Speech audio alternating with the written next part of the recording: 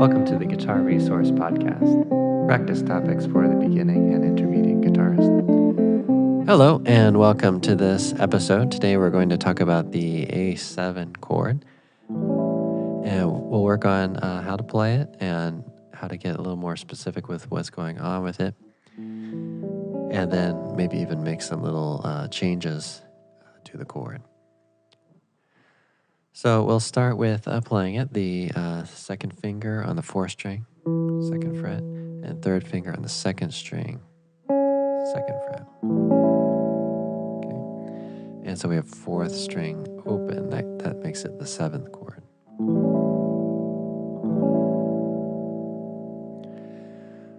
So the 7th chord is oftentimes a 5 chord in a key. So this particular one would be 5 in the key of D. So you can hear it kind of resolve there.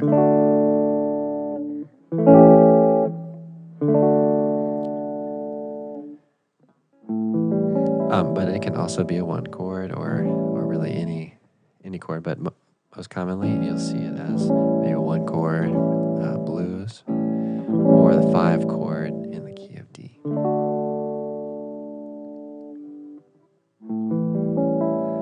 So let's spell this out. So if it is a 5 chord, then we're thinking about the key of D or the key of 2 sharps. And so if we start from A, we have A, B, and C sharp on the 5th string. That's open, 2, and 4. And then 4th string, we have D, E, and F sharp. That's open, 2, and 4 as well. And then 3rd string, we have open and 2. That's G and A.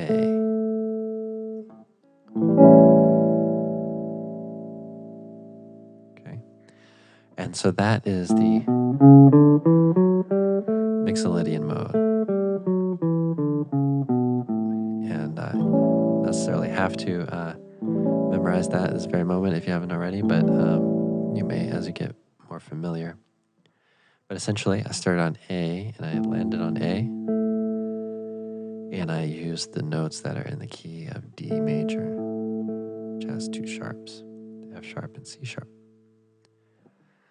So let's try a little bit of identification of some of these pitches, since we went over these note names in the scale. So from low to high, we have the A, the 5th string open. E is the 4th string, 2nd fret. G is the 3rd string open. C sharp is the 2nd string, 2nd fret. And the E on the 1st string open. So A, E, G, C sharp, and E.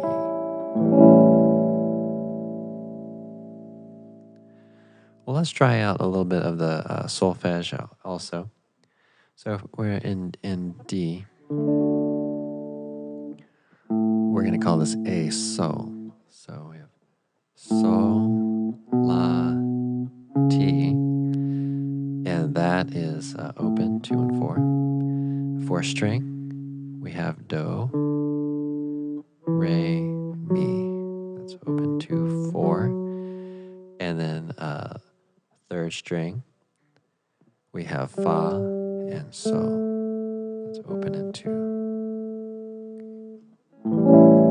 So with solfege, we have the sol, re, fa, mi, and re.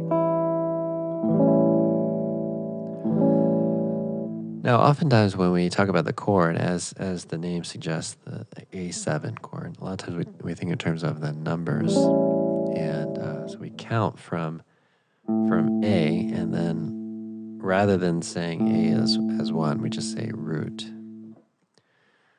So if we go through that scale again, the same scale we talked about, we'll say root, 2, 3, that's open, 2, 4.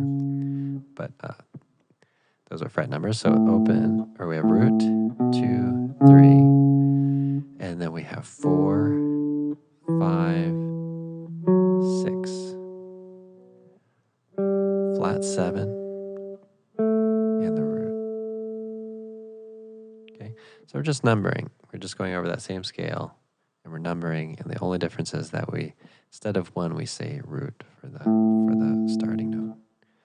Root, 2, 3, 4, 5, 6, flat 7, and the root. So now, and this is really important when you're learning chords, we will identify those numbers going across these notes in the chord. So we have root, 5th, flat 7, 3rd, and the 5th again.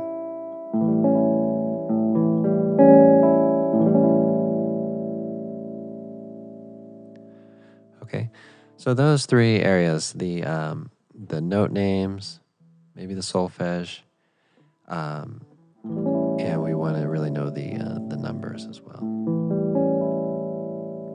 So let's talk about some other things we can do with this. So we have this flat 7 on the 3rd string open, but we also have flat 7 on the 1st string 3rd fret. So we could play that with the 4th finger, and that'll work nicely for the chord. We could also try playing this note, which would end up being a 13.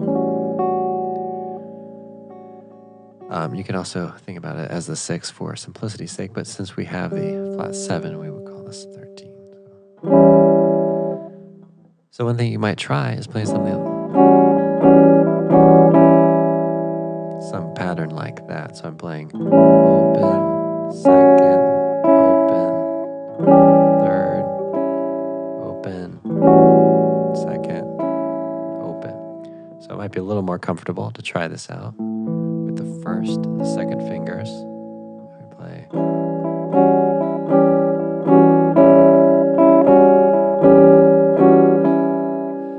So that's something kind of fun to try out there. And then we have the sus 4, which is the 4th finger on the 2nd string, and then back to the 2nd fret there.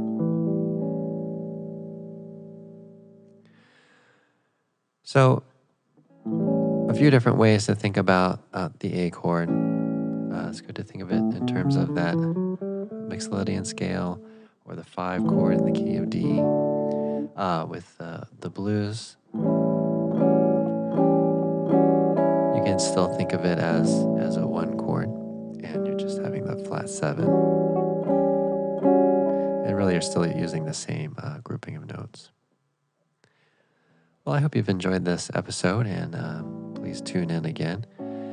If you get a chance, try subscribing to the YouTube channel, and you can follow me on Facebook and Twitter. You can also reach me at guitar-resource.com. And please leave a comment if you have an opportunity, and let me know what you're working on. Let me know what your struggles might be on the guitar, and I'd love to help you out with that. Thanks again. Thank you for listening to this episode of the Guitar Resource podcast. Be sure to rate and subscribe. Remember to subscribe to the YouTube channel. Follow us on Facebook and Twitter.